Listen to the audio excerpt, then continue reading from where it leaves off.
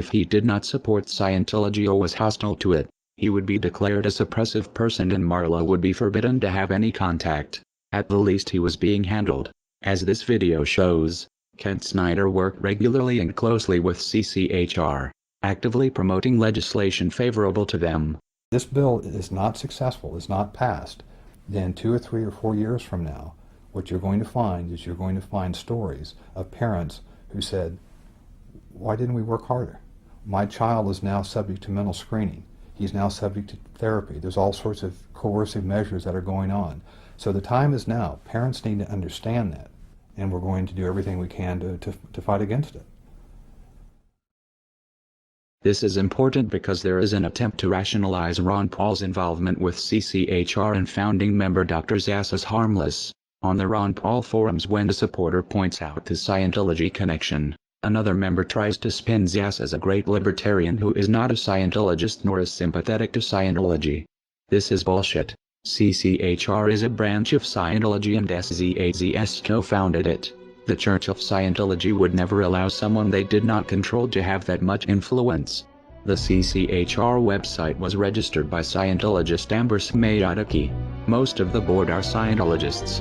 Zass denies being a Scientologist. A representative writes, sharing this battle does not mean that Dr. Zass supports the unrelated principles and causes of any religious or non-religious organization. This can be true working with most organizations, but as we have shown, Scientology does not work this way.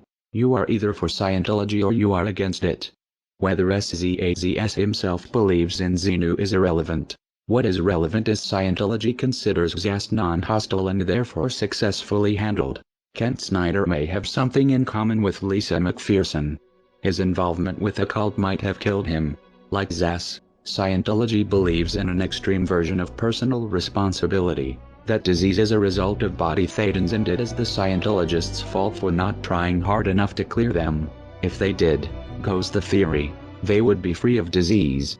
Zass doesn't push body thetans, but he does promote a dangerous distorted idea of mental illness that has the same potential effect, discouraging people from getting help because according to him any problems they have are imaginary. The CCHR was created in 1969, founded by the Church of Scientology and by famous renegade psychiatrist Dr. Thomas Zass. From day one, most or many of the senior leadership of the CCHR have been Scientologists. And for Zass, and of course this has been taken on big time by Scientology, therefore mental illness is not real illness. It is possible Kent Snyder's untreated illness and death was a result of adopting the Scientologist beliefs that his illness was his fault or not real. It would explain why he had no health insurance. Many Scientologists don't. It seems Snyder sincerely believed in Ron Paul's libertarian rhetoric and equally trusted his Scientologist friends, though this ultimately was not in his best interest. A further question arises. How many of Scientology ideas are influencing Ron Paul's campaign for liberty through CCHR and Zass? The Scientology connection to Ron Paul has been noted in a handful of disingenuous threads on the Ron Paul forum. They are disingenuous because they ask questions a Google search can answer in seconds, yet few people link to these results. The threads are phishing members to see how much Paul supporters know about the connection, and when someone appears knowledgeable, the information is spun. In one of these threads, Scientologists in Clearwater are praised for organizing one of Ron Paul's events in 2007. The writer clearly doesn't understand the significance of saying Scientologists and former Scientologists are involved. It's possible he is confused or misinformed. It's also possible Scientologists are lying about no longer being in the church. It would be a glaring anomaly that, everywhere else former Scientologists are considered SPs to be shunned by current members, except for those working on the Ron Paul campaign. More likely Scientology finds it expedient to muddle the connection by having members involved avowed they are former Scientologists. Since most Paul supporters don't know the first thing about Scientology or how to check the information, Ron Paul's campaign manager Kent Snyder had a close working relationship with the Scientology group CCHR from at least 2005. Snyder worked closely with Scientologists at the same time he worked in politics to make Ron Paul the household name he is today. Snyder helped push legislation favorable to Scientology. To do this he made PR videos approved by CCHR. In turn CCHR supported and promoted Ron Paul's presidential candidacy, most blatantly in the pay-to-play luncheon on November 28, 2007, the day of the debates.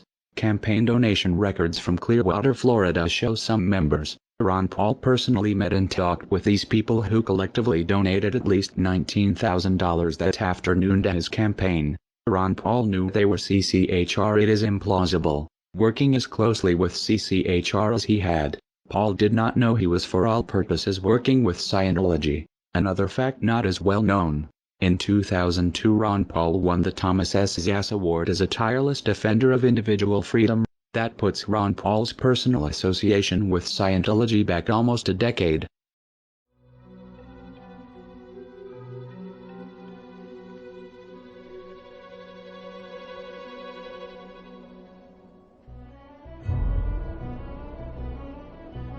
It stretches credibility that Snyder was unaware of the Lisa McPherson situation and other Scientology crimes and abuses. Snyder was no doubt deep in denial about the events that led to December 5th death of McPherson at Scientologist hands. Otherwise, why work with Scientology? This shows effectively the Ron Paul presidential campaign and Ron Paul himself have been influenced by Scientology for years. So it was no surprise in 2008. When approached with concerns about Scientology's tax-exempt status, Ron Paul was dismissive. His statement, "I understand your concerns about Scientology," implies Ron Paul was aware of the problems of the so-called church and the fact independent observers consider it a criminal cult. In spite of this understanding, he had no problem speaking with them and taking their money. He would also have known about the pre-Chainology protest against Scientology, since at least one in memory of Lisa McPherson was targeted at CCHR during their Industry of Death Museum opening, that Kent Snyder attended. The question is, how much does Ron Paul owe to Scientology? And what does Scientology expect in return? The total amount of contributing dollars by Scientology to Campaign for Liberty may never be known. Whatever the amount, do not doubt Scientology expects a return on their investment in Ron Paul should he ever actually win the presidency. Paul supporters will try to dismiss this like they dismiss concerns about Ron Paul's donation from racist Stormfront.org founder Don Black. As odious as Black is, there is no evidence people have died opposing Stormfront.org. There is ample evidence the lives of critics of Scientology have been threatened and lost. Scientology plays hardball with anyone who challenges them.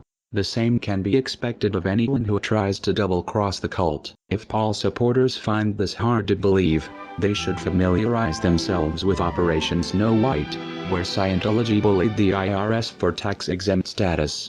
An organization that can strong-arm the IRS is not going to find a misguided Ross Perot wannabe hard to handle. To this day Scientology, through CCHR, works with Ron Paul. Anyone critical of Scientology is a suppressive person to be disconnected. Therefore we can conclude Scientology's leadership does not view Ron Paul or his supporters as suppressive persons. Scientology views them as allies to be handled, and that should worry everyone concerned about freedom. Scientology is not about freedom, it is about control, and it would rather let someone die than lose control. Scientologist Marla wrote, "All my peeps, this was sent to me by Ron Paul's right-hand man, who happens to be a very close friend of mine. In fact, I was on the plane with him when he told me Marla were going for the presidency. If it was Kent Snyder who told Scientologist Marla that Campaign for Liberty was supporting Ron Paul for the presidency, he considered it important to contact Scientology, possibly to maximize Scientology's fundraiser machine for Ron Paul's campaign." Marla seemed excited, perhaps at the possibility of a president sympathetic to the cult. A president beholden to Scientology would be David Miscavige's wet dream.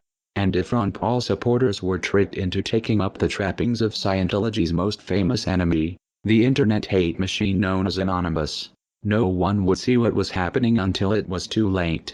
Questions remain.